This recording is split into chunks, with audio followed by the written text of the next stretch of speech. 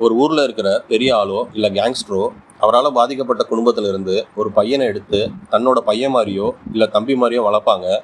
சில வருஷம் கழித்து அந்த பையனே அந்த கேங்ஸ்டருக்கு எதிரியாக வந்து நிற்பான். இந்த வளர்த்த கடா மாறல பாயிற ஸ்டோரியை தமிழில் ஆல்ரெடி நிறைய தடவை பண்ணிட்டாங்க. தீனால ஆரம்பித்து ஜில்லாலேருந்து இப்போ தக் லைஃப் வரைக்கும் ஒரே ஸ்டோரி தான்.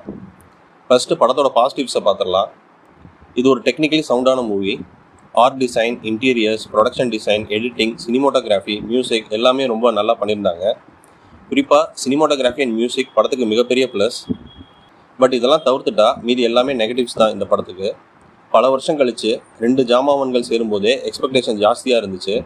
ஆனால் ரொம்பவே ஒரு கிளீஷையான ஸ்டோரியை எடுத்துக்கிட்டு அதுக்கு இன்னும் வீக்காக ஒரு ஸ்க்ரீன் ப்ளே பண்ணியிருக்கிறாங்க. கமல் சாரோட ஆக்டிங் ரொம்பவே நல்லா இருந்துச்சு.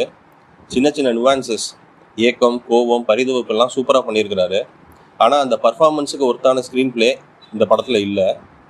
சிம்புவோட கேரக்டரைசேஷனும் சொல்கிற அளவுக்கு எழுதலை. படத்தோட யூஎஸ்பியே கமல் அண்ட் எஸ்டிஆரோட ரிலேஷன்ஷிப் தான். அதையுமே பெருசாக எமோஷனலாக கனெக்ட் ஆகிற மாதிரி சொல்லலை. படத்தில் பெரிய ஸ்டார் கேஸ்ட் இருக்குது. பர்ஃபார்மன்ஸஸும் குறை சொல்கிற அளவுக்குலாம் இல்லை. பட் கதையும் சொல்கிற விதத்துலேயும் கோட்டை விட்டதால் எந்த ஒரு இம்பேக்டும் பெருசாக கிடைக்கல. கிளைமேக்ஸில் எஸ்டிஆருக்கும் அவருக்கு வேண்டப்பட்டவங்களுக்கும் நடக்கிற ஒரு சீன், அதுக்கு வர 5 வண்ண பூவே சாங் மட்டும் எனக்கு கொஞ்சம் எமோஷனலாக கனெக்ட் ஆச்சு. But it's already too late. ஓவராலாக இந்த படம் இந்தியன் 2 மாதிரி ஒரு ட்ரோல் வர்த்தி மூவியோ கிரிஞ்ச் மூவியோ கண்டிப்பாக கிடையாது. அதே சமயம் இதில் இன்வால்வ் ஆகிருக்கிற லெஜண்ட்ஸ் இந்த படத்துக்கு கொஞ்சம் கூட நியாயம் செய்யலைங்கிறது தான் உண்மை. அந்த ஹோல் இந்த தக் லைஃப் டெக்னிக்கல் பிரில்லியன்ஸோட வந்த ஒரு சுமாரான படம், அவ்வளோதான்.